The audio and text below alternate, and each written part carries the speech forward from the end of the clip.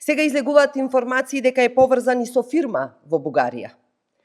Тука, почитувани, е суштината на скандалот кој бара институционална истрага и постапка. Зошто Јанушев не го пријавил бугарскиот капитал? Во ниту еден од своите анкетни листови, поднесени до Државната комисија за спречување корупција, Јанушев нема наведено дека е поврзан со фирма во Бугарија.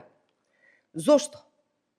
Очекуваме сите надлежни институции да постапат, да отворат предмет и да ја информираат јавноста. За давање лажни податоци за имотната состојба на функционерите им се заканува затворска казна од 6 месеци до 5 години. Почитувани, ова не е изолиран случај. Ова е дел од пошироката слика за лицемерието и лажниот однос на владата кон граѓаните.